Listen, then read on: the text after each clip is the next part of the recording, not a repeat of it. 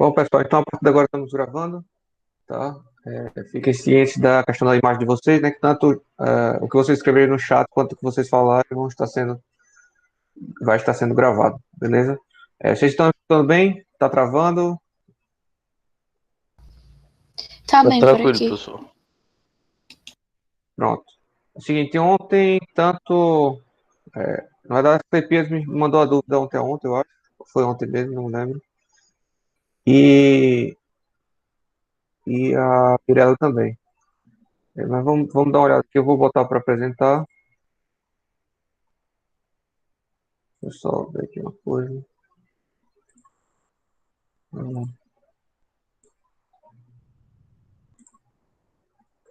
Compartilhar. Eu não sei qual planilha é qual. A 3.1 é quem? Eu fiz download aqui, ficou na mesma pasta. É minha. É sua, né? Vamos abrir ela aqui em ordem, né? Veja,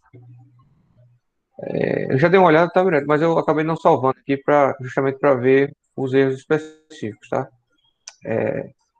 O que você fez aqui embaixo, tá? Você acabou travando. Você acabou travando e repetindo aqui, né? Acabou repetindo. Só que isso aqui é totalmente desnecessário. Eu vou explicar por quê, tá? Porque o problema que deu foi porque você não botou o R assim lá nas equações de cima. Então, em todas as equações de cima, tem o R, esse R aqui, ó, certo? Tem que estar assim. É com X, né? Sem o Azinho aqui. Certo? Então, você tem que botar aqui X, ó, em todo onde tem R, você precisa botar isso. Porque aí ele vai chamar o R, esse R aqui que você determinou, tá? Senão ele está chamando um R qualquer, que você não atribui o valor. Tá entendendo? Então, se você fizer aqui todos os R's, vai funcionar. Tá? Aqui no caso, por exemplo, prazer, né? Eu vou fazer só prazer aqui, ó. Vou botar só o ETR aqui. Tá? Então, eu vou apagar tudo isso aqui. Tá?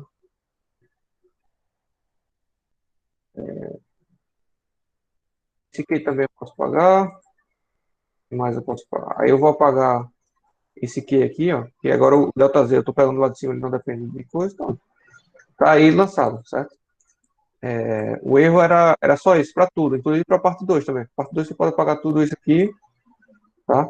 Pode apagar X e Y, porque você quer, na verdade, um plotter em qualquer ponto X e Y, né? Você só vai ter fixo a profundidade, tá? Então você pode tirar aqui o Q também, e aqui você vai chamar esse carinha aqui, ó. Tá? Esse carinha, sendo que vai ser X vezes metro aqui, tá?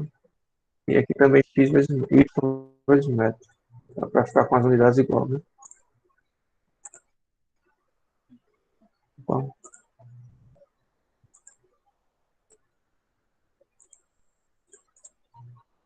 deixa eu só ver aqui o que foi.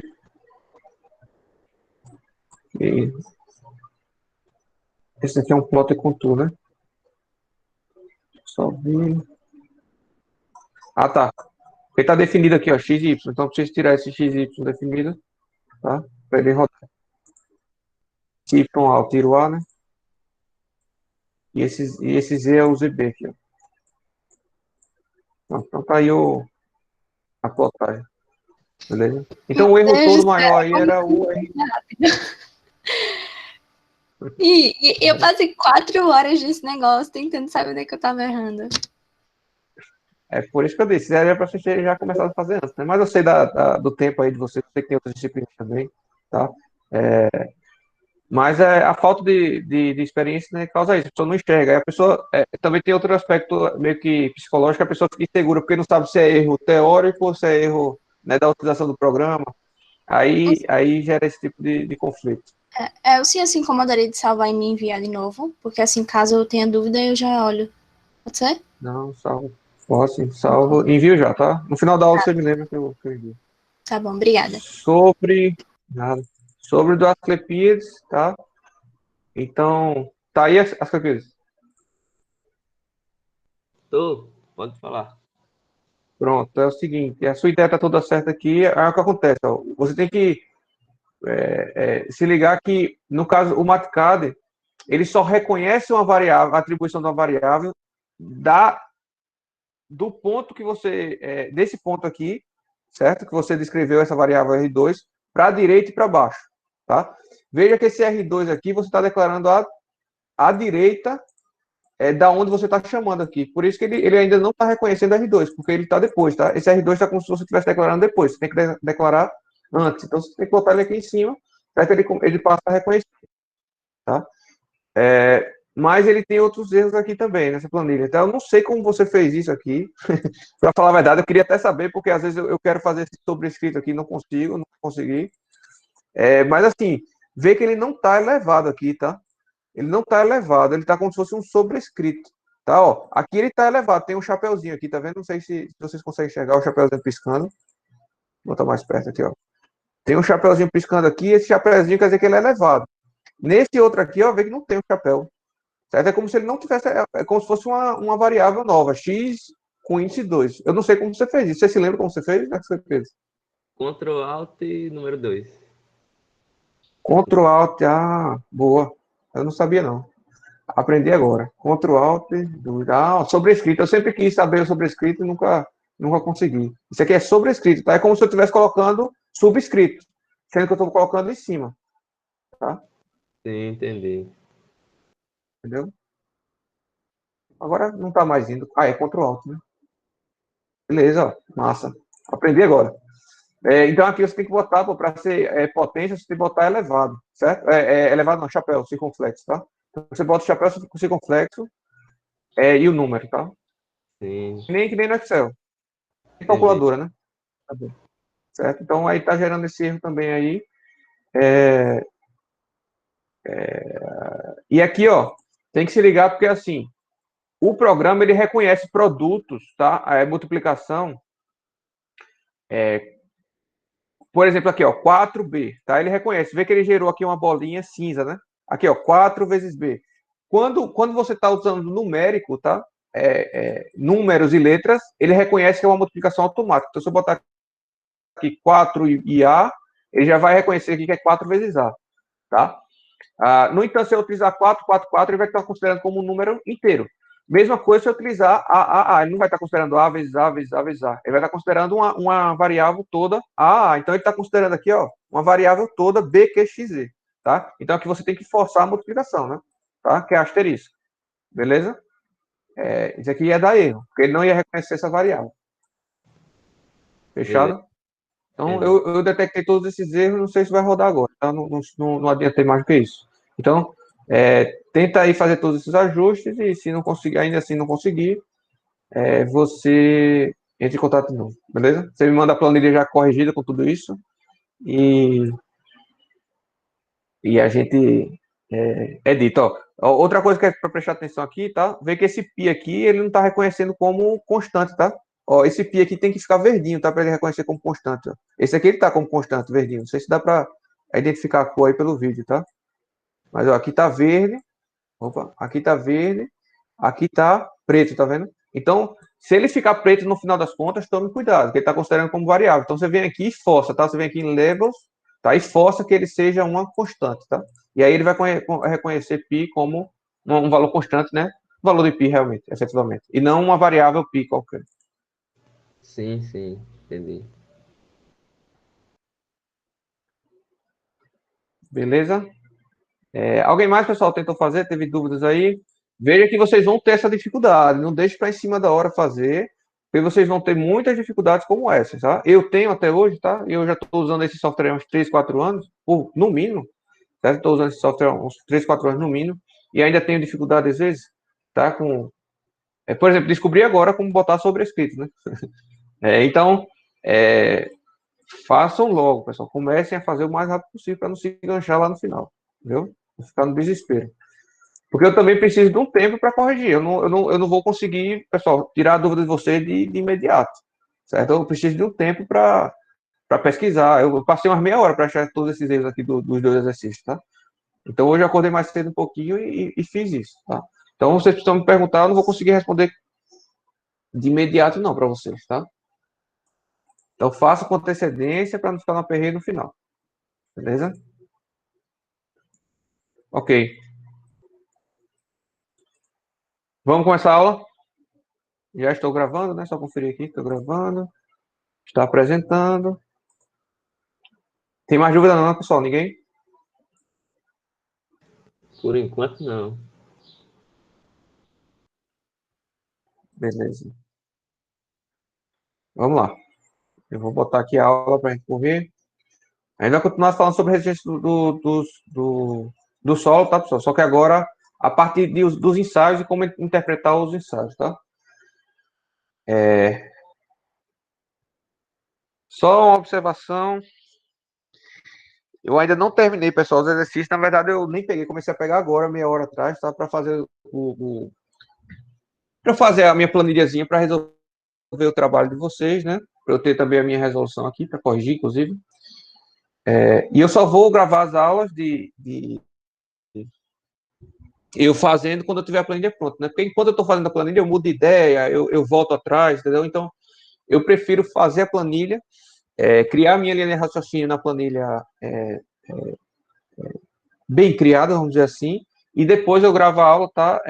Só explicando como eu estou pensando, tá? Porque senão acaba ficando indo e voltando várias vezes, e acaba ficando confuso para vocês. Então é melhor gravar uma sequência só, para não ficar muito confuso para vocês, beleza? Então, espero estar terminando essas planilhas hoje, tá?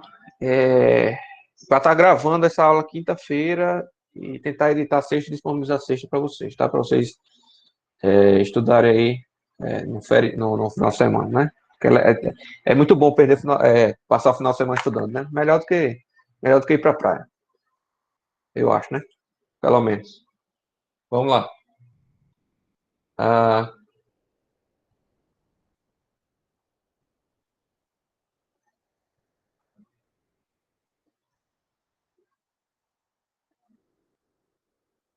só um minuto aqui que o Rodolfo falou comigo.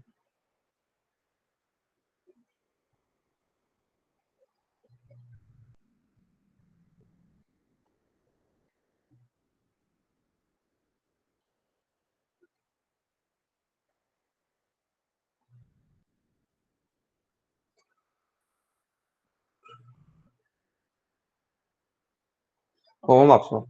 Está aí. A gente começou mais ou menos 10h08, não foi? Deixa eu ver aqui. 8 mais 48, a gente vai até 11 horas mais ou menos, tá? 10h56, 11 horas. Vamos lá. Eu acho que dá tempo de terminar em meia hora. Porque eu não vou fazer os exercícios, não, tá? E eu explico por que quando chegar na aula. Vamos lá. Então, os ensaios, pessoal, veja, na aula passada, acho que ficou claro para vocês que os parâmetros de resistência do solo que a gente vai utilizar, considerando que a gente vai utilizar a resistência na envoltória de resistência de Mohr-Coulomb, tá? Existem outras também, mas para solo, mais usual é Mohr-Coulomb mesmo, tá? Existem uns modelos mais sofisticados de Mohr-Coulomb, tá? Mas a gente vai utilizar esse simplesinho mesmo, tá? Em que ele depende de dois parâmetros, basicamente, a resistência do solo, né, pessoal? Alguém se lembra aí? Ou tá todo mundo voando? Vamos lá. Valendo um parabéns aí. Alguém se lembra, pessoal, quais são os dois parâmetros de resistência do solo?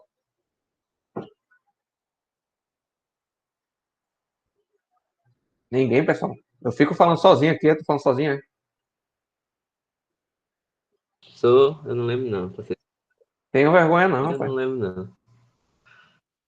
Rapaz. Então, se lembra lá, pessoal, a envoltória de resistência do solo vai dar uma reta, né? É uma reta. E a equação de uma reta, você pode raciocinar dessa maneira mais matemática, tá?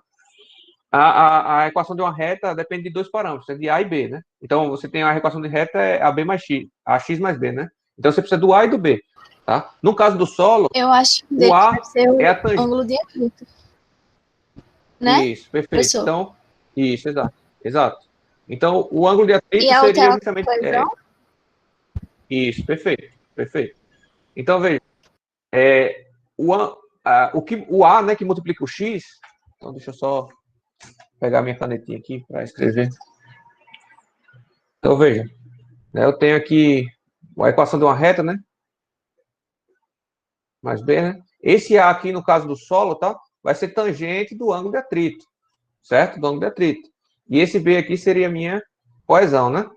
Tá? Então, A minha resistência ao cisalhamento, tá? Vai ser quem? Vai ser coesão mais tangente de φ vezes... e esse x aqui é a tensão normal, né?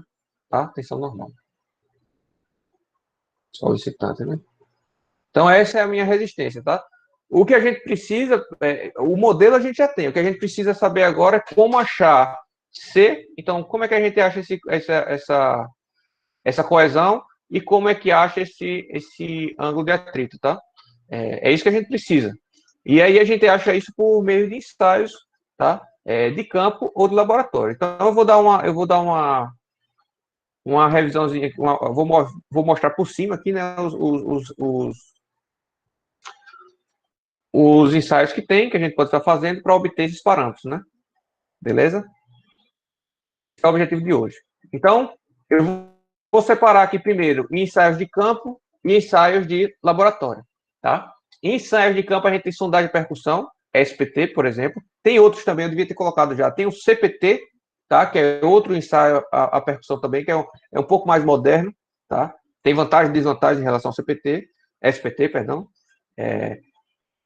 E tem o ensaio de paleta, que é também chamado de ensaio Vanning, tá? Esse ensaio é muito específico, ele só é utilizado para em solos muito mole, tá, pessoal? Em argilas muito, muito moles. É um ensaio muito específico. Eu mesmo nunca trabalhei com um ensaio desse tipo, tá? Eu nunca tive acesso ao relatório de um ensaio desse tipo, para vocês entenderem, tá? Mas ele é utilizado, sim, para a avaliação de argilas mole, tá? Então, no Rio de Janeiro, isso daí deve ser muito comum, tá? Quem trabalha com geotecnia no Rio de Janeiro deve ter muito acesso a isso. Em Brasília também tem muito solo com argiloso, com argila... Perdão, em Brasília não tem argila mole, não. Em Brasília tem solos colapsíveis, é outra coisa, tá? Mas no Rio de Janeiro, isso aí deve ser muito comum, tá? Beleza.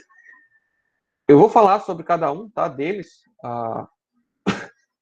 mais ao longo da aula, tá?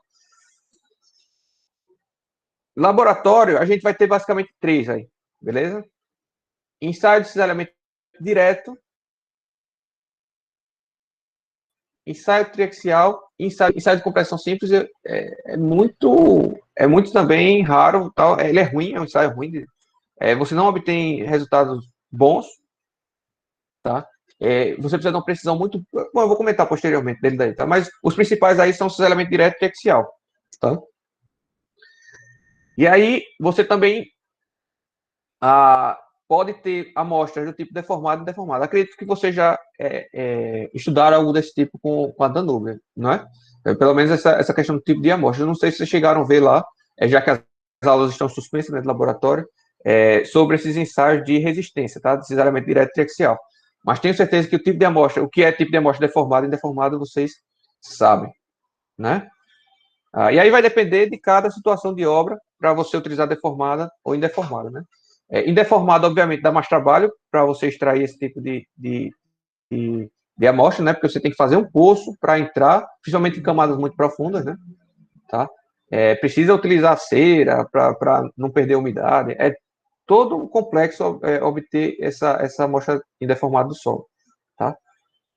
Porém, reproduz melhor as condições da obra, né? Já que vai estar tratando da situação mais próxima do real possível, beleza? Então, vamos lá, cisalhamento direto. Vou começar pelos de laboratório, depois eu falo um pouco sobre os de campo, tá? Que vocês vão ver mais aprofundadamente em Fundações 1, tá? O primeiro assunto lá de Fundações 1 são justamente esses ensaios de campo, beleza? Vamos focar aqui no cisalhamento direto e no triaxial. Boa parte da aula vai ser isso, tá? Eu espero que dê tempo. 10h30, teria aí meia hora aproximadamente, né? Vamos lá. Não existe normalização brasileira, pelo menos eu não achei. Então a gente segue aí a norma americana, tá? Tá aí os nomes dela para depois, se vocês quiserem buscar, para dar uma lida. Então, primeiro, antes de falar do ensaio em si, tá? A gente precisa ter noção que a gente vai ter resistência ao cisalhamento, tá? Resistência máxima ao cisalhamento, resistência última, tá? E a resistência residual, tá?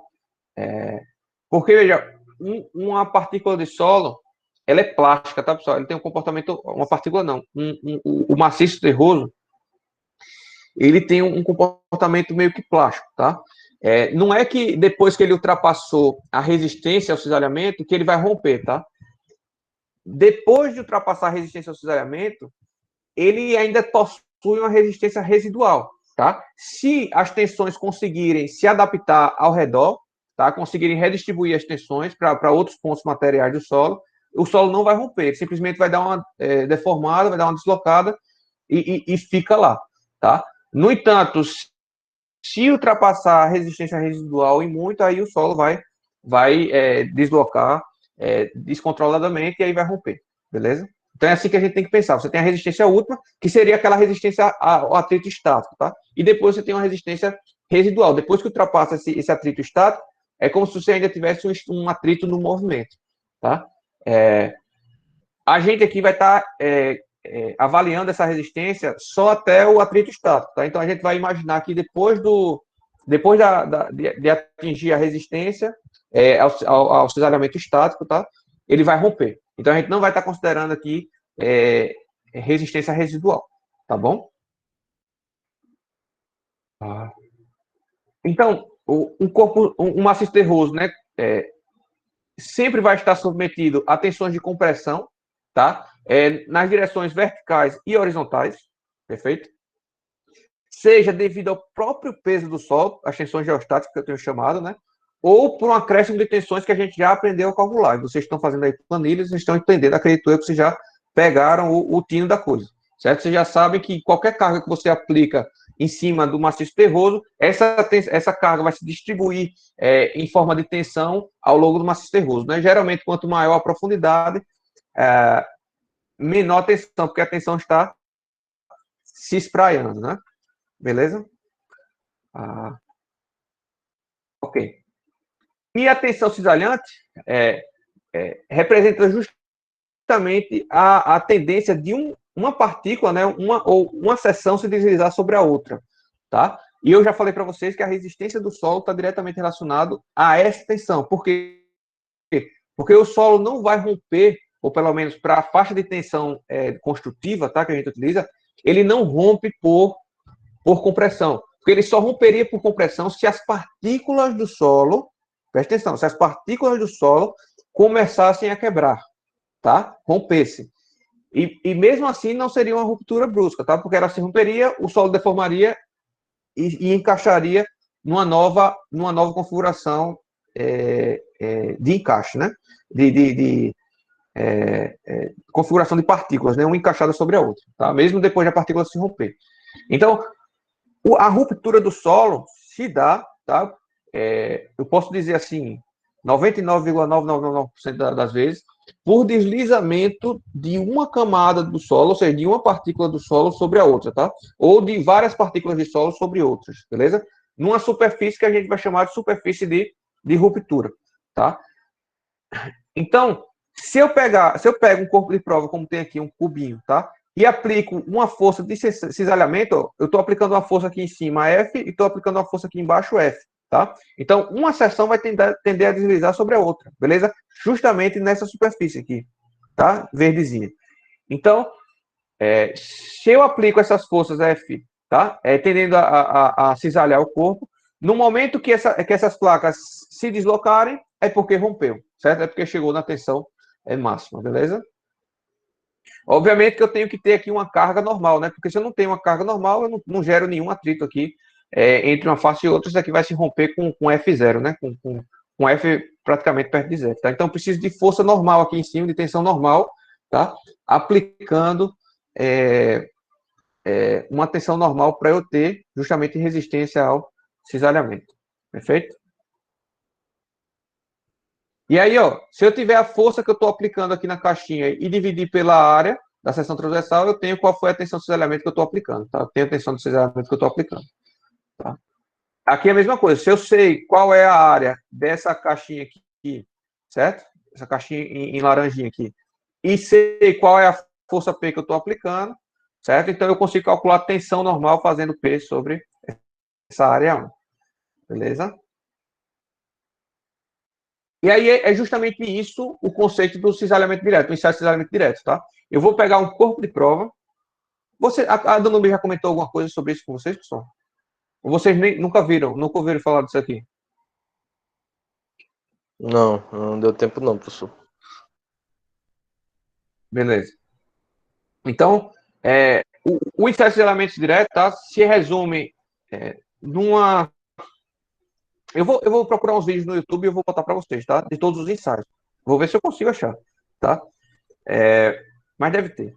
E aí, de qualquer forma, talvez fique mais visível para vocês. Mas quando vocês forem ver o vídeo, antes de ver o vídeo, ou depois de ver o vídeo, dá uma reassistida nessa gravação aqui da aula, para que vocês vão compreender melhor, acredito eu, que estou falando aqui. Tá? Então, veja, você tem um molde, tá? Vamos dizer assim. Você tem uma caixinha, tá? Uma caixinha, isso aqui é uma caixinha, tá? É como se fosse um retângulozinho, tá, pessoal? É como se fosse um retângulozinho. Ou circular, tá? Aí vai depender do ensaio. Tá? Eu não me lembro aqui qual é o mais normal, o usual. Mas não importa, tá? Eu acho que é retangular o mais normal, tá?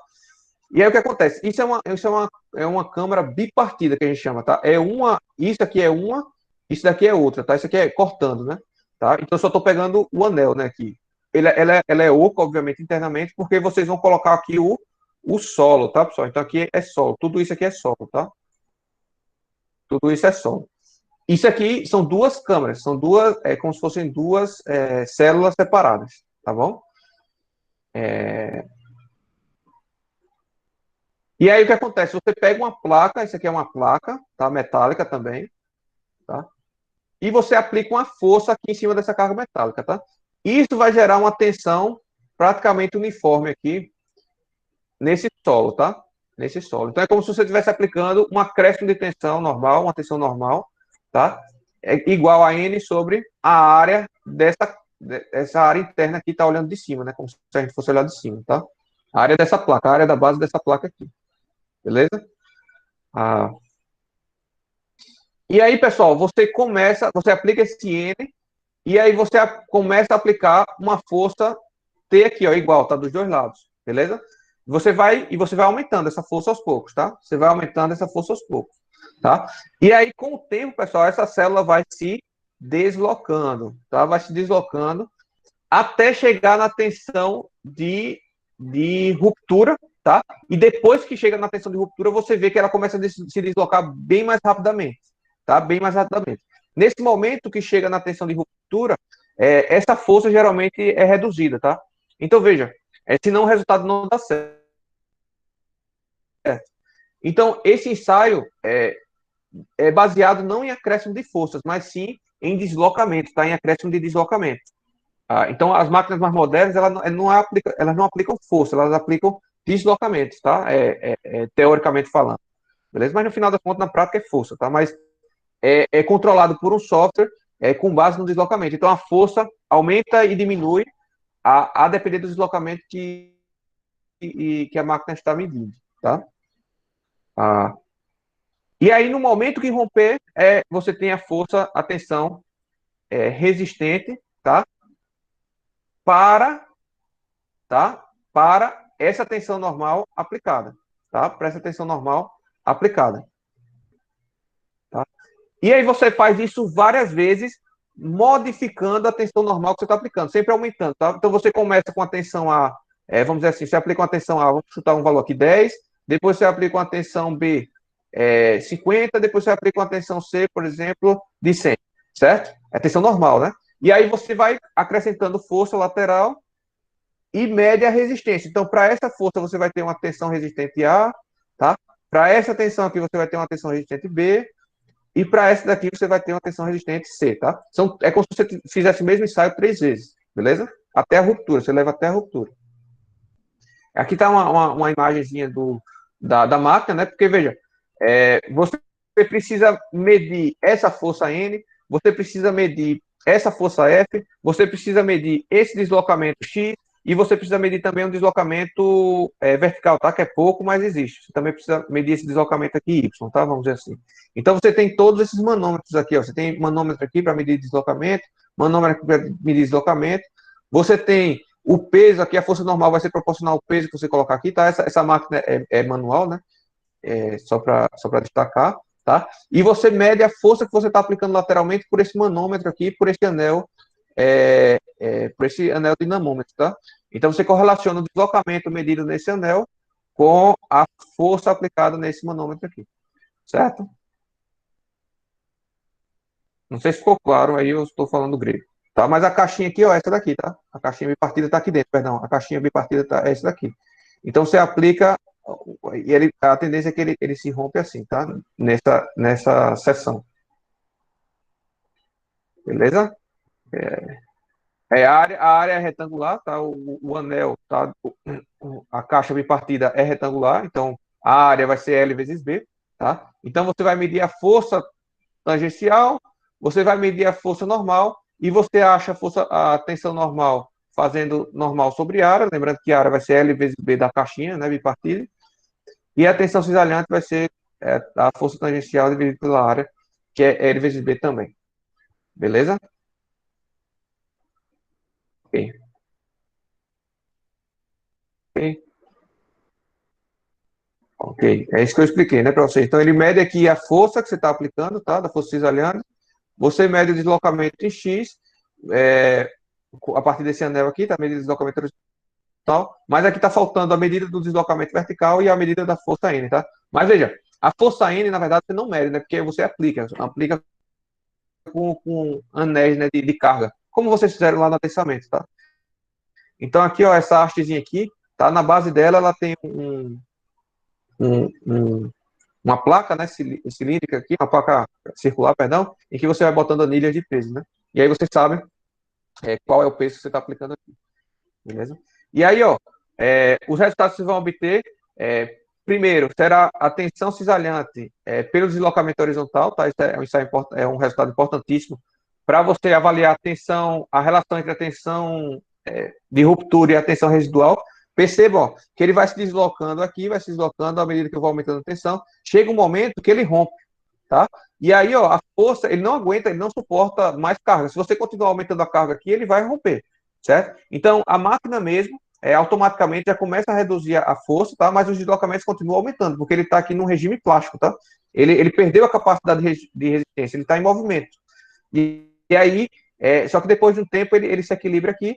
A essa tensão a gente chama de tensão residual, tá? E essa daqui a gente chama de tensão última, né? Tensão de resistente, tá? Beleza? Essa aqui é a residual e essa daqui é a resistente. Tá? Veja que ele rompeu aqui, ó, para 50 kPa, para 100 kPa e para 200 kPa. Ele fez 3 vezes o ensaio e as 3 curvas estão aqui. Beleza? As 3 curvas estão aí. Esse comportamento aqui, tá, varia com o tipo de solo, tá? Esse comportamento varia com o tipo de solo e com a intensidade de carga que você está aplicando. Então, nem sempre é assim tão bonitinho, não, como eu estou mostrando. Beleza? Você tem também a relação, que é importante também, entre o deslocamento vertical e o deslocamento horizontal, tá? E aí, talvez se alguém, quando vocês forem analisar essa figura melhor, vocês podem achar estranho que a partir de um determinado momento começa a aumentar o volume da peça, né? Ou seja, à medida que eu vou aplicando força vertical, ele vai comprimindo,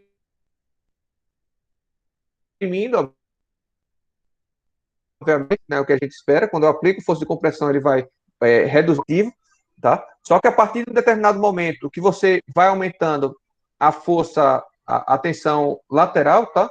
A força lateral, ele começa a aumentar, né, de volume. E aí vocês podem achar talvez isso aqui um pouco estranho, mas isso acontece porque a partir de um certo momento, essa região que já está livre aqui de tensão começa a expandir aqui, tá? Imagine que a peça está uma aqui e outra aqui, tá?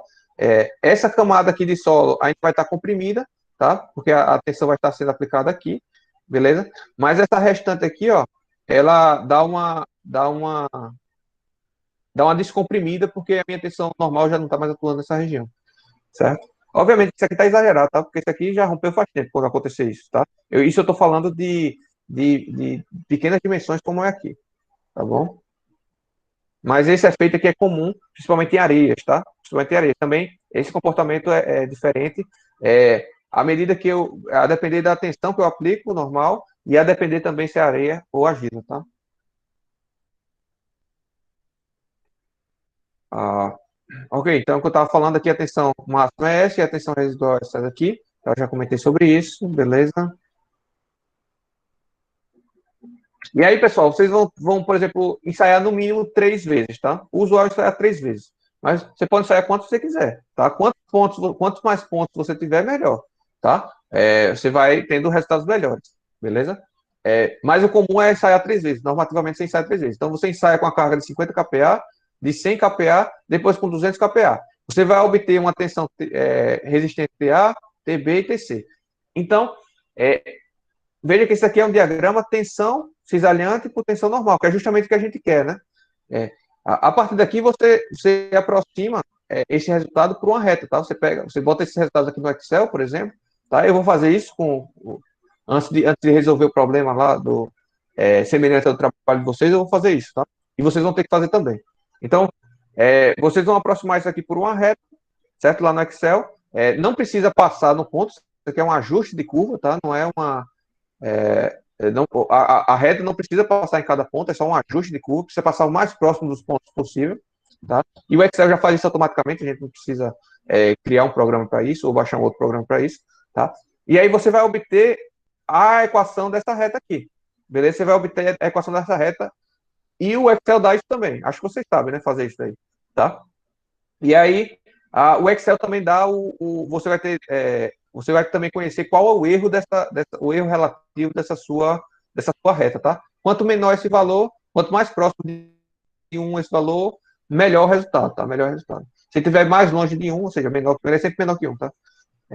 Quanto mais longe de 1 para baixo, né? É pior.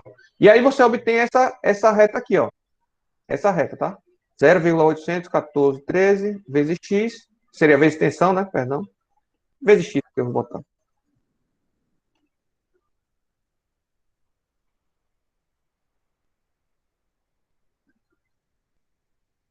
Vezes x mais 10, tá? Vamos supor que fosse isso, a reta que você obteve. Então, o que acontece aqui? A nossa reta de resistência, né?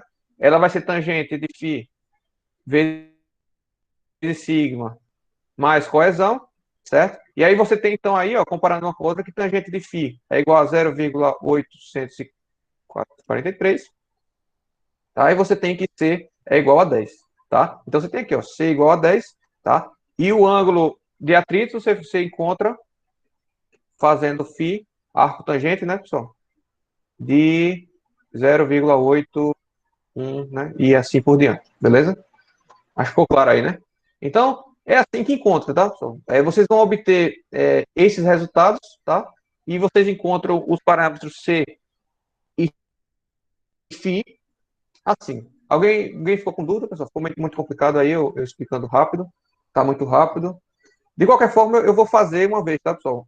No exemplo gravado, eu vou fazer isso daí. Então, vocês só precisam seguir a ideia, tá? Mas é importante que vocês entendam o que é que vocês estão fazendo. Não é só repetir o que eu vou fazer, não. Né? Vocês precisam entender o porquê tangente de φ é isso e porquê coesão é isso aqui também, tá? Agora, outro resultado importante, como eu falei para vocês, tá? É a relação entre tensão, cisalhamento e deslocamento, tá? Mas isso só é importante para você saber a relação entre tensão útil e tensão residual, tá? No caso aqui, no nosso não vai ser importante, então eu não vou me aprofundar muito aqui, tá? Em determinados casos de engenharia, isso é importante, tá? Conhecer a tensão útil e a tensão residual.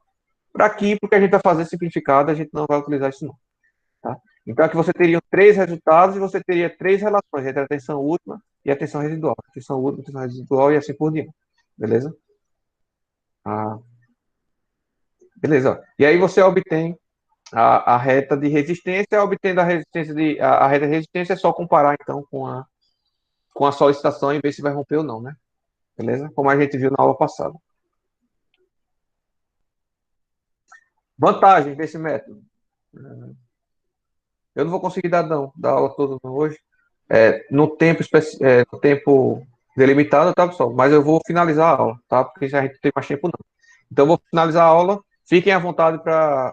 Quando estiver dando a hora exata, vocês me avisam, tá? E se quiserem sair, vocês podem fica à vontade, tá? Mas eu vou continuar para gravar e vocês podem assistir depois gravado, tá? Se não puder assistir agora. Então vamos. A vantagem de se fazer esse ensaio de cisalhamento é que ele é rápido, tá? E de baixo custo.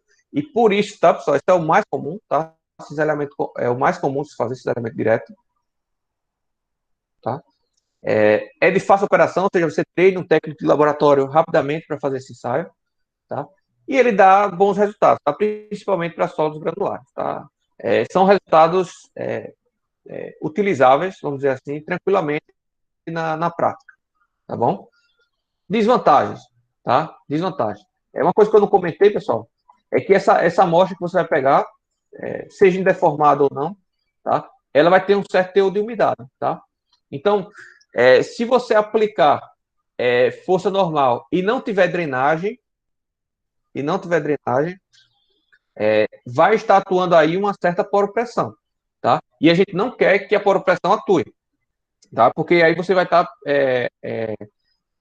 tendo aí resultados irreais, porque você vai estar tendo, vamos dizer assim, resultados acima do esperado, tá? Porque a água vai absorver parte das cargas aplicadas.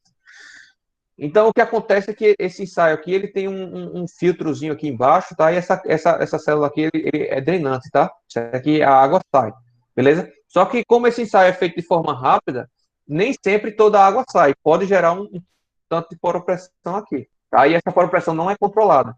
Então, o que acontece? A condição de drenagem é difícil de controle, tá? Por isso que ele é melhor para solos granulares, tá? Esse é o principal fator que ele é melhor para solos granulares. Porque solos granulares, ele drena fácil, né?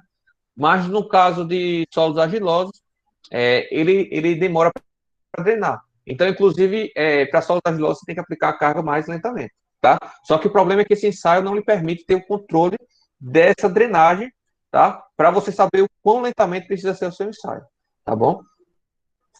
Que o ensaio triaxial já lhe dá isso daí, já lhe dá essa informação, beleza? Segundo problema, você impõe um plano de ruptura, tá? Você impõe que a ruptura ocorrerá nesse plano. E nem sempre esse plano é o pior caso, é onde tem a pior engrenagem. Talvez a ruptura se desse mais facilmente se fosse um plano assim, tá? Por exemplo, se você aplicasse a carga nessa direção aqui, tá? Só que aí não tem como a gente aplicar assim, tá, pessoal? A gente sempre força a aplicação no plano, tá? E aí o resultado pode sair um pouco irreal em relação ao que está lá na obra, beleza? Existirão concentrações de tensões nas bordas, tá? Porque, veja, essa carga aqui que eu disse que ela é uniforme, tá? Ela não é uniforme na prática, tá? Vai existir uma tensão maior, tensões aqui maiores nas bordas, tanto normal quanto de cisalhamento, tá? Vai ter mais tensões aqui, as tensões aqui perto da borda vai ser maior, certo? E as tensões próximas aqui à borda também serão maiores, tá? Assim, então, tem esse errinho aí, esse resultado, tá? O que mais? E aí, por conta do plano de ruptura impostas, há uma rotação das tensões principais, tá? Mas é aquela ideia que eu falei do plano de ruptura imposto, tá? E aqui você vai obter uma ruptura progressiva, tá? Que nem sempre também é o real, tá? Nem sempre é o real. Mas isso se você tiver um equipamento que faz o acréscimo de tensão, por meio de deslocamentos, tá? Baseado em deslocamentos, aqui é eliminado essa desvantagem, beleza? Então aqui tem um exemplozinho, mas eu não vou fazer, porque eu vou fazer um semelhante na hora de resolver lá o problema na aula gravada, tá? O meu problema lá para uma carga circular. E aí eu vou deixar quieto e lá na aula gravada vai ter, tá? Para a gente não perder muito tempo aqui. Mas aqui, basicamente, se vocês quiserem fazer, tá? Ele dá uma força normal, dá a força tensão cisalhante, a força cisalhante aplicada, tá? Lhe dá a área do corpo de prova, beleza? E aí você é só dividir a força pela área, as forças pela área e traçar o gráfico, beleza? E aí, traçando o gráfico, você consegue ajustar a curva, ajustar a reta, né? E aí você obtém a coesão e o ângulo de atrito. Dúvidas, pessoal? Aí no ensaio de cisalhamento direto? Estou falando sozinho, não, né? No momento eu não Não, tenho professor, dúvida, não. tranquilo. Beleza. Ensaio triaxial, tá? Esse ensaio é mais complexo, tá? Eu não vou entrar em todos os pormenores dele, porque ele é muito complexo, tá? Mas, assim, eu vou dar uma revisão geral, beleza? De forma que vocês entendam, pelo menos comecem a compreender e saibam, pelo menos, interpretar o resultado dele, beleza? Então, veja, como é a sequência dele? Como é a sequência desse ensaio, tá? Primeiro, esse ensaio tá, demanda uma máquina bastante cara, que inclusive tem uma semelhante lá no laboratório, mas parece que não serve para solo, só serve para mais para betume, tá? Para concreto asfalto. Eu não sei, não tenho certeza. Teria que ver aí. Mas a gente não consegue utilizar, porque não tem software, não tem manual, não tem nada. Mas assim, ela é como se fosse uma cápsula, tá, pessoal? Isso aqui é uma cápsula circular, tá? Cilíndrica. Tá uma cápsula. E dentro dessa cápsula você bota um corpo de prova de solo. Isso aqui é um corpo de prova de solo, beleza? Corpo de prova de solo. Perdão, o corpo de prova é só até aqui, tá? Só até aqui. Esse corpo de prova, você vai colocar ao redor dele, você vai colocar uma membrana de borracha, tá bom? Uma membrana de borracha. Essa membrana de borracha é extremamente flexível. Então, se o solo se deformar, a membrana também vai se deformar, beleza? Ela só serve porque é o seguinte, ó, entre a câmara, né? E o corpo de prova, aqui vai ter água, tá? Isso aqui é água. Água. Então, essa membrana serve apenas, o intuito dela é apenas que não infiltre água de fora no solo. Compreenderam a ideia, pessoal? Então, ela coloca. Esse é um corpo de prova cilíndrico também, tá? E ao redor desse corpo de prova existe uma membrana, tá? Para impedir que a água infiltre no corpo de prova. No topo e na base do corpo de prova, você vai colocar uma pedra, tá? Uma pedra porosa, tá? Que é para água e o filtro, tá? Também tem que ter um filtro.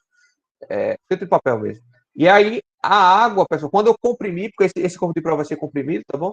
A água vai sair, tá? A água vai sair aqui por cima e a água vai sair aqui por baixo, certo? Então, é como se você tivesse aqui uma situação de dupla drenagem, tá? Dupla drenagem. Então, a altura de drenagem aqui, tá? Seria quanto, pessoal? Seria metade da altura do corpo de prova, né? Isso aqui é a altura de drenagem. Beleza? Então, o que é que você vai fazer com isso, tá? Você vai aplicar aqui, ó, ar comprimido, tá? Você vai forçar ar aqui dentro. Você vai botar o corpo de prova, vai montar todo esse aparato, vai colocar água, tá? E depois você vai botar ar. Perdão, ar não, você vai botar água, tá? Mas não é por aqui que botar água, não. A água bota aqui por baixo, certo? Você vai botar água aqui por baixo. Isso aqui é só um esquema, tá, pessoal? Não quer dizer que seja exatamente assim, tá? Você vai botar água pressurizada aqui, tá? Você vai botar água pressurizada aqui, tá? E veja que você consegue medir a pressão dessa água que você vai colocar. E, a depender da pressão que você coloca essa água vai tender a comprimir em todas as direções do corpo de prova. Não sei se vocês conseguem enxergar isso, tá? O corpo de prova está lá no meio da água e você começa a inserir a água pressurizada. Essa água pressurizada vai aplicar tensões para todos os lados, tá? Vai aplicar tensões nessa superfície aqui, né, do depósito, tá? E vai aplicar também tensões no corpo de prova aqui, tá? Ela vai tender a se expandir e não vai conseguir. Então, ela vai estar comprimindo tanto o corpo de prova quanto vai estar comprimindo essa superfície aqui, né? Que geralmente é de plástico de polímero, tá? Uma superfície polimérica. Ou vidro, não sei. Depende da máquina, né? Beleza? Então, é como se você estivesse pegando a mesma coisa que você estivesse pegando o corpo de prova e aplicando em toda a superfície dele, lembrando que ele é cilíndrico, tá? Então, em toda a superfície dele, você vai aplicar uma tensão igual, tá? Uma tensão igual, que eu vou chamar sigma 3, tá? Sigma 3.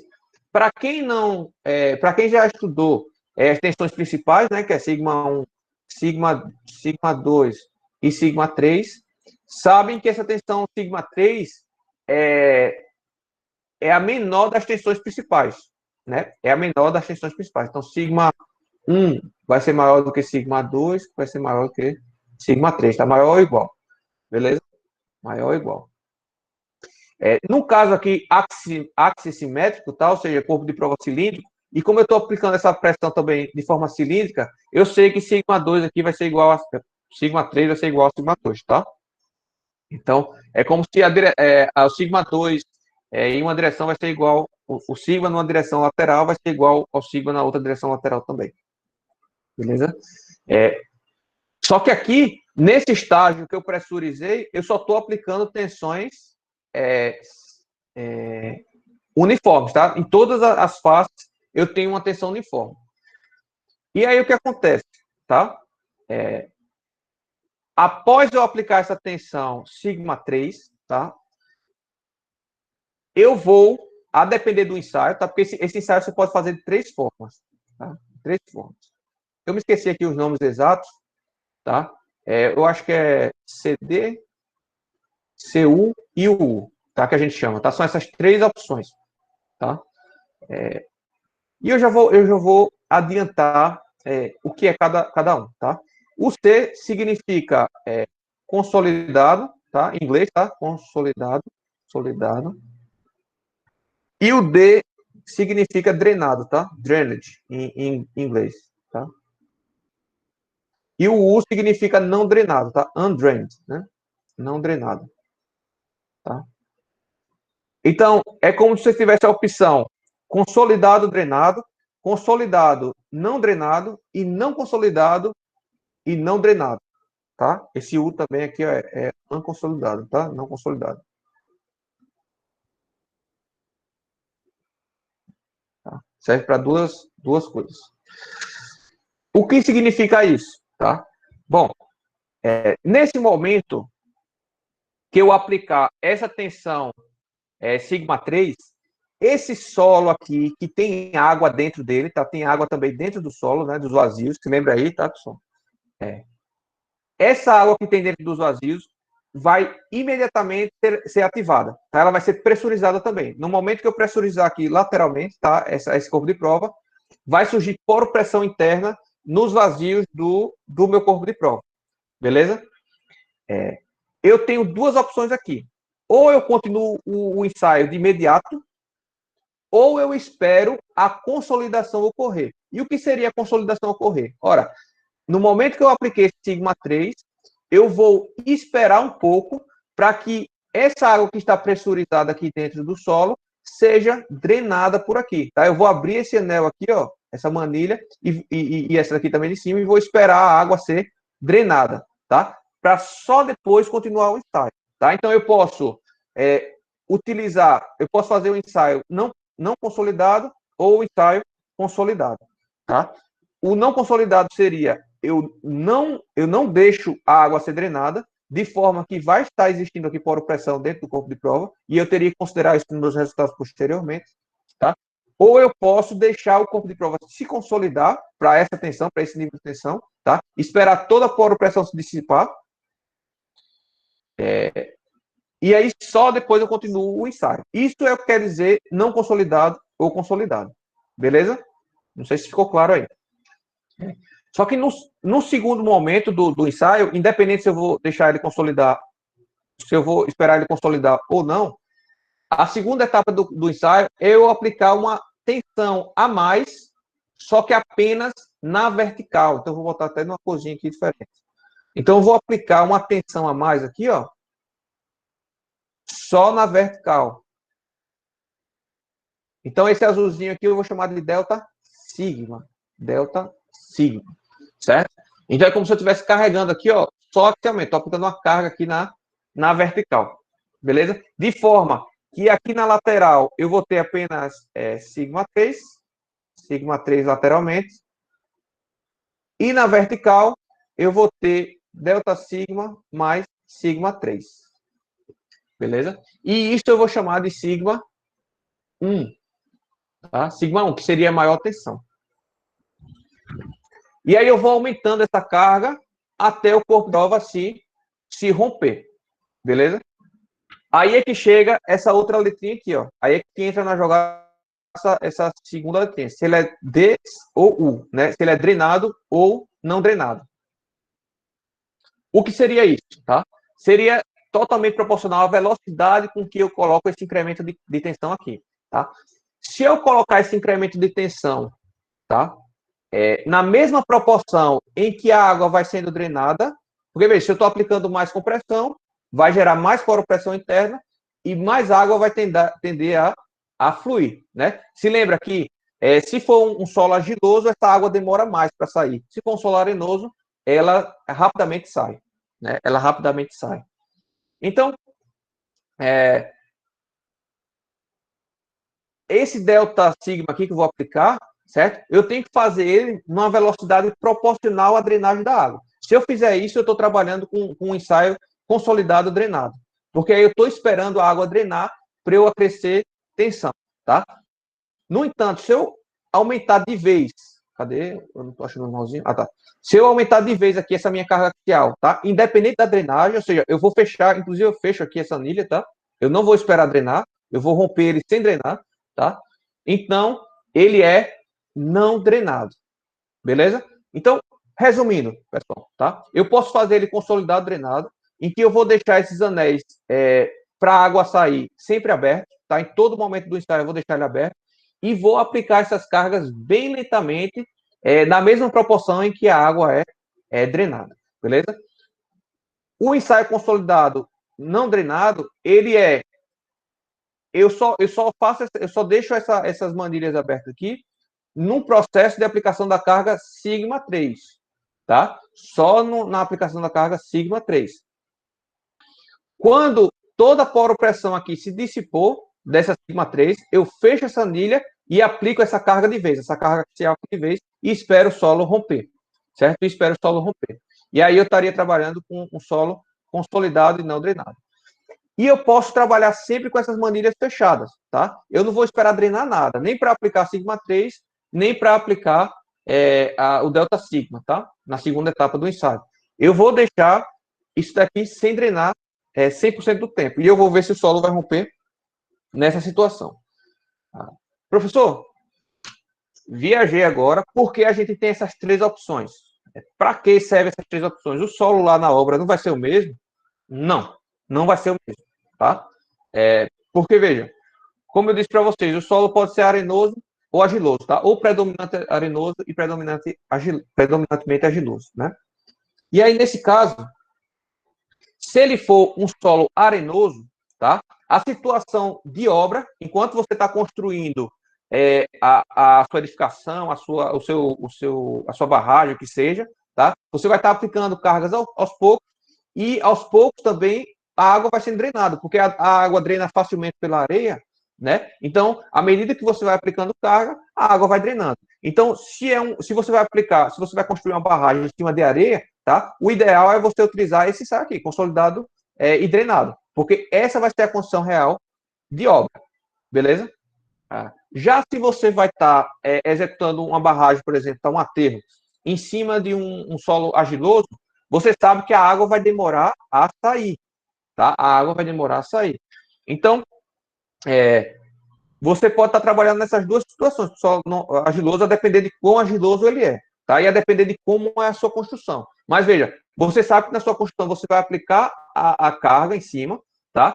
O solo não vai conseguir dissipar toda a poropressão a tempo de você terminar a obra, ou seja, você vai aplicar a carga máxima lá e o solo ainda vai ter poropressão, tá? O solo ainda vai estar submetido a tensões totais e não tensões efetivas, tá?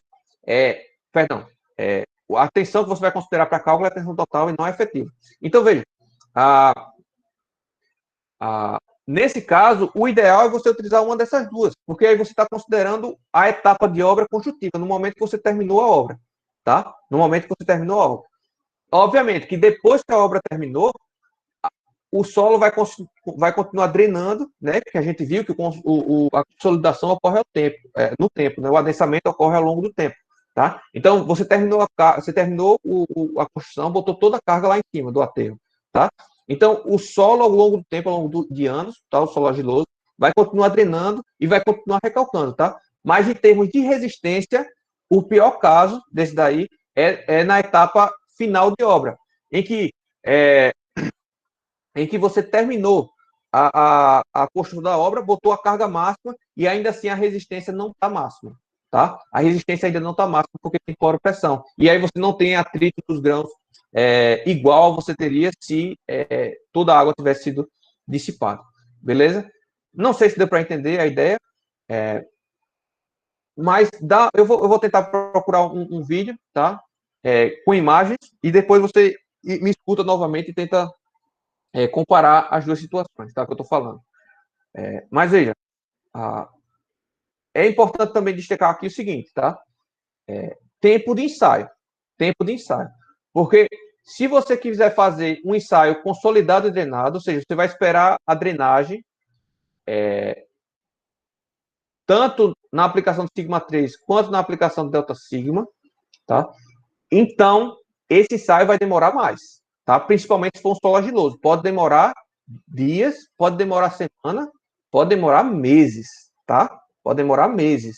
Então, se você for aplicar um ensaio desse consolidado drenado numa argila pura, tá? Saturada, esse ensaio pode demorar meses, tá? E esse ensaio seria caríssimo, porque uma máquina dessa não é menos de 500 mil reais, pessoal, tá? Eu acho que é perto de 1 milhão hoje em dia, tá? Com o dólar do jeito que tá, é perto de 1 milhão, tá? E como é que você vai deixar se tiver um laboratório, você só tem uma máquina dessa, tá? Aqui em Alagoas, pelo menos, você não tem nenhum laboratório, nem nas universidades, com mais de uma máquina dessa, tá? Então, como é que você vai deixar a sua máquina disponível lá 3 meses para fazer um corpo de prova, sendo que você precisa fazer 3 no mínimo por ensaio, tá? Para cada caracterização. Então, é inviável, tá, pessoal? Então, quando é argila, geralmente é um desses dois aqui, tá? É um desses dois, tá? Quando é argila. Isso aqui é mais utilizado para solo arenoso, beleza? Dúvidas, pessoal? Já deu tempo, já passou, né? Deixa eu ver se ainda tem gente. Beleza, tá todo mundo aí ainda, né? Então, ó, a fotozinha da máquina, tá? É o esquema. Então, aqui você tem um cilindro, né? Deixa eu ver como é que ele. O corpo de prova cilíndrico envolvido em membrana, tá? Essa amarelozinha é uma membrana, tá? Célula, essa célula aqui, geralmente é de plástico ou de vidro, tá? E aí, entre a célula, tá? E o corpo de prova é preenchido com água, tá?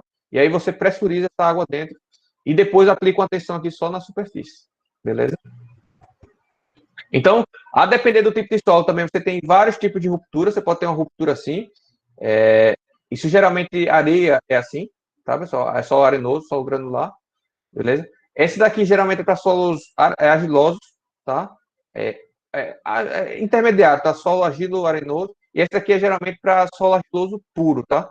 Ele não tem um plano de ruptura, ele simplesmente se deforma, tá? Se deforma excessivamente. Olha aqui um caso aqui, tá? Beleza?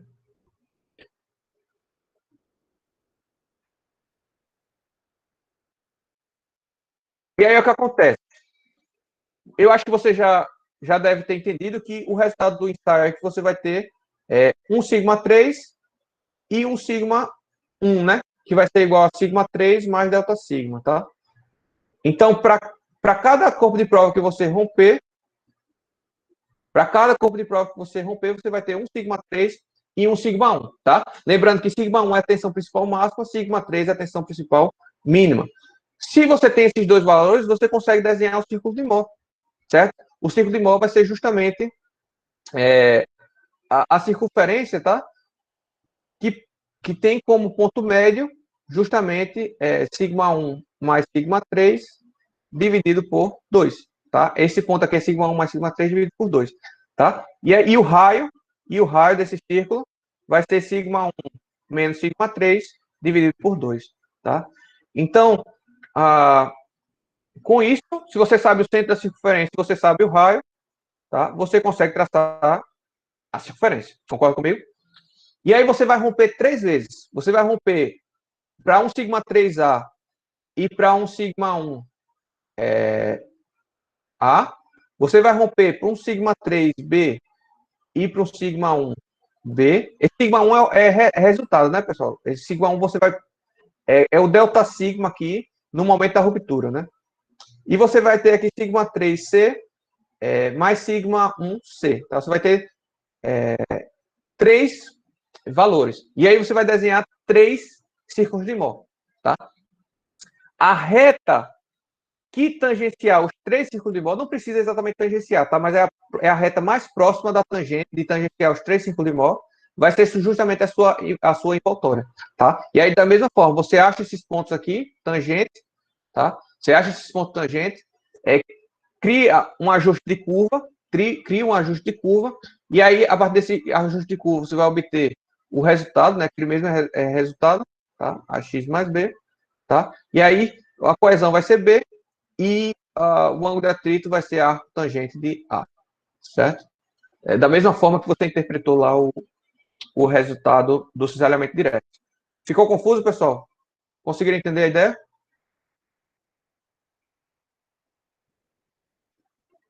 Sim, professor, tranquilo.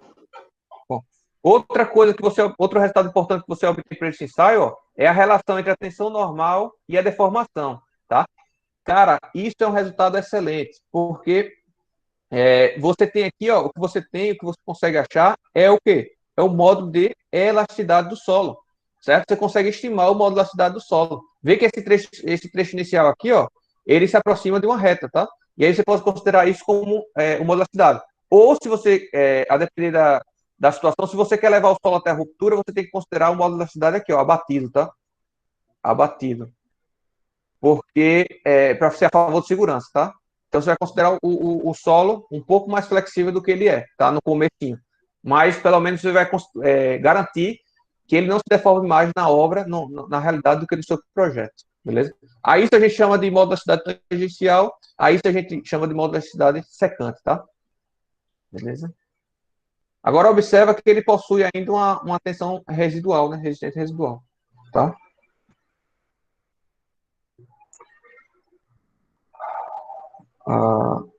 Beleza?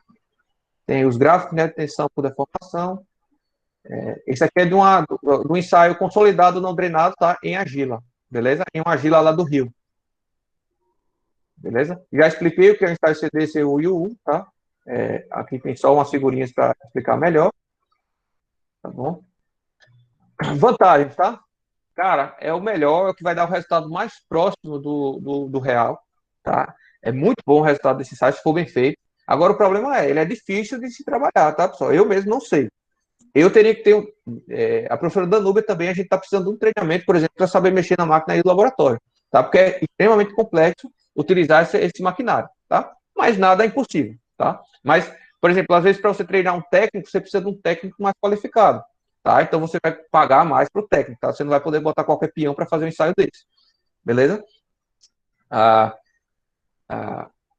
Mas você tem controle completo da drenagem, tá? E aí você sabe, se você quiser fazer um ensaio consolidado drenado, você consegue, tá? Porque aí você tem o controle do valor da pressão que está atuando lá no corpo de prova, tá? E você mede a variação de volume, pessoal, criando aquele gráfico tensão por deformação, tá? Podendo obter o módulo de elasticidade, beleza? Agora, desvantagens. É mais caro e demora mais, tá? É mais caro e demora mais. E uma coisa está relacionada à outra, tá? Por demorar mais é mais caro. Tá? Requer um operador mais qualificado, como eu falei, tá? E o equipamento mais caro também, tá?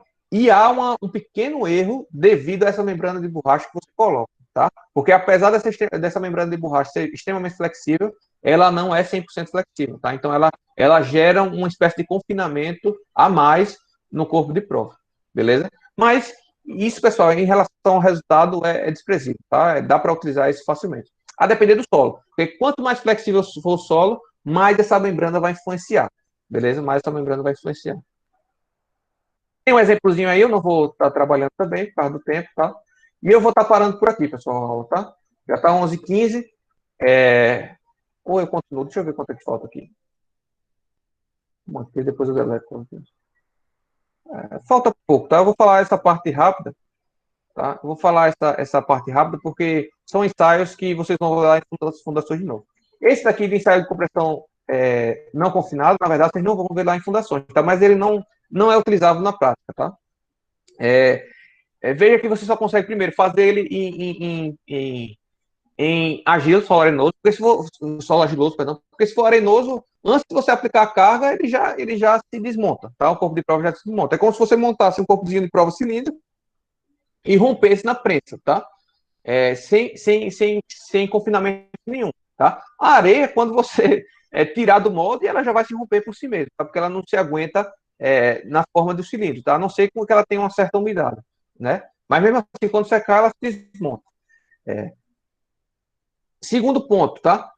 Esse ensaio é sempre ele é equivalente ao não drenado e não consolidado lá do, do ensaio triaxial, porque veja, você não tem drenagem dele, tá? Ele vai romper lá com a poropressão atuando, certo? Você bota na prensa e vai aumentando a carga até ele romper, e não tem drenagem nada aí, tá?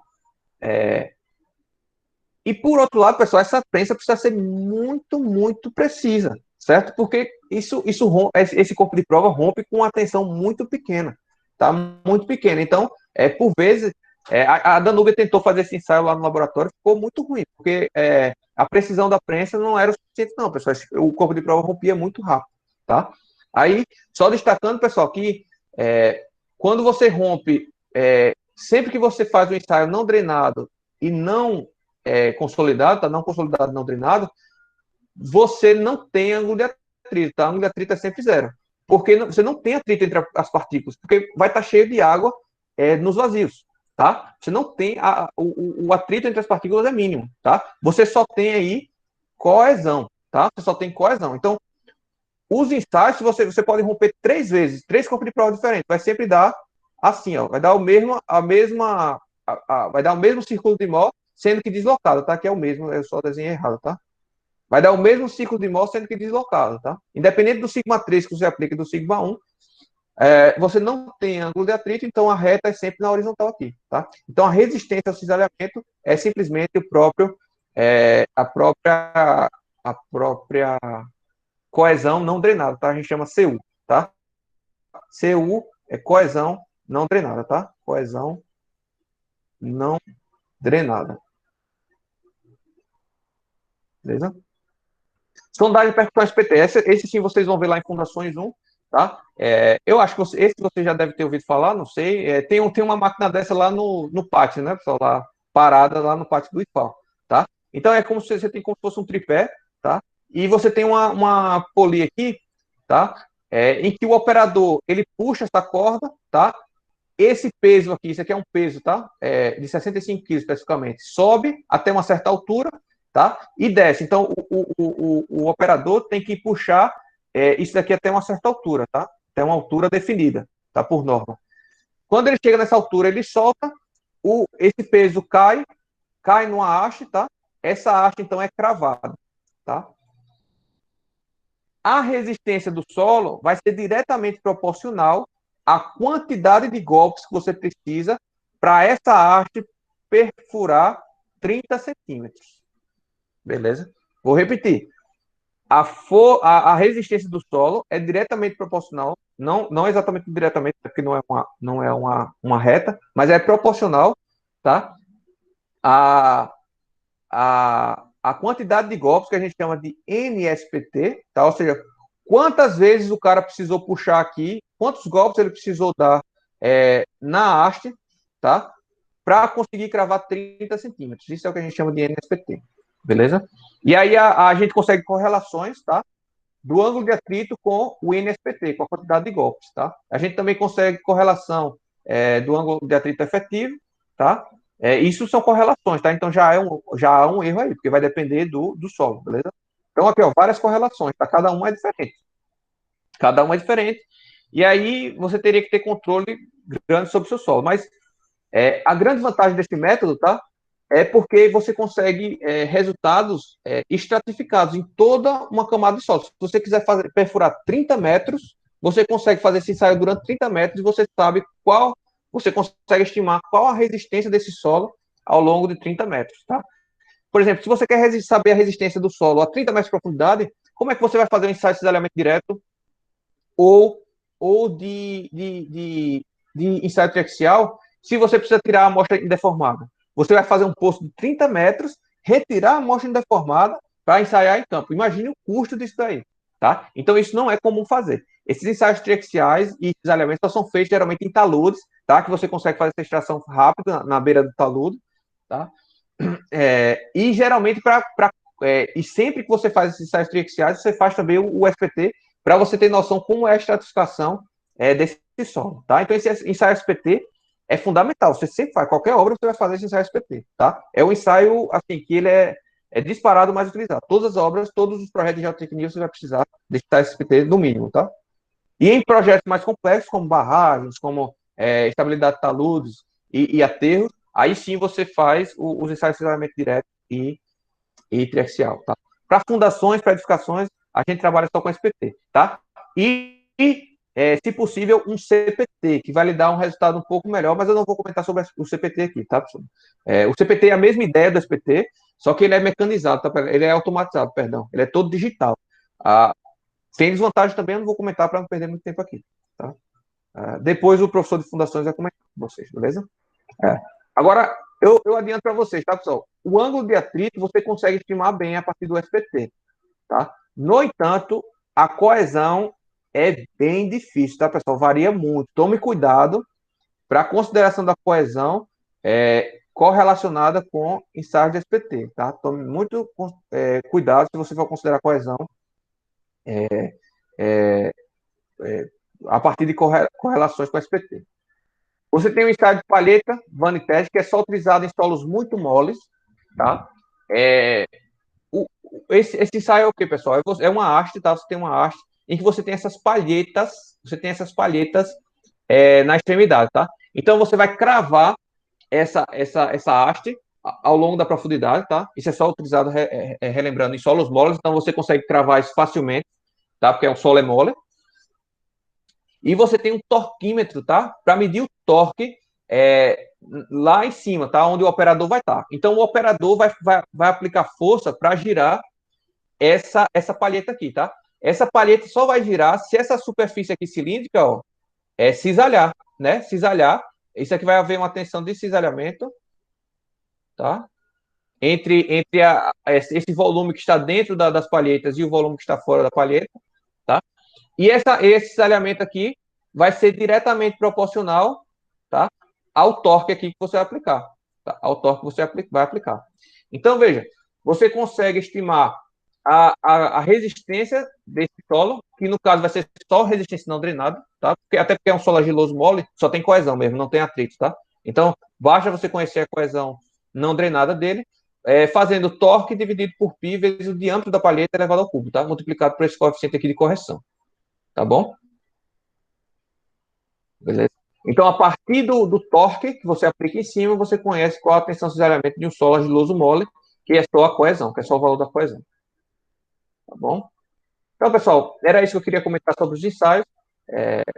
Com a Danúbia, quando fazer os ensaios, vocês vão aprender mais nuances, tá, do procedimento em si. Eu confesso que eu não tenho essa experiência de laboratório da Danúbia para fazer esses ensaios de laboratório. A minha experiência maior é justamente na interpretação desses resultados, tá? Então, eu contrato um laboratório, o laboratório me entrega um relatório e eu interpreto os resultados. Então, eu preciso saber como são obtidos esses ensaios para eu conseguir interpretar. E é isso que eu quis passar para vocês aqui nessa aula. Fechado? Vamos parar por aqui. E o ensaio o assunto de resistência acabou por aqui também. Beleza? Para o trabalho de vocês, eu vou passar o resultado de um ensaio de cisalhamento direto. Eu vou criar aqui, que eu não consegui o relatório, então eu vou criar um resultado de ensaio de cisalhamento direto. Vocês vão ter que ajustar uma curva, achar qual é a coesão, qual é o atrito, para aplicar no seu modelo de resistência, beleza? É isso que vai fazer. Eu vou fazer esse exemplo para vocês, tá? Eu vou fazer um exemplo semelhante para vocês e a gente está aqui para tirar dúvida, obviamente, beleza? Pretendo colocar esses exemplos até final de semana, tá? Até final de semana que vem. Fechado, pessoal? Eu vou botar essa aula gravada ainda hoje, se der tudo certo. E fico à disposição para tirar dúvida de vocês, se vocês quiserem. Tá bom? Tá bom. Tchau, professor. Tchau, tchau, pessoal. Até semana que vem. Valeu.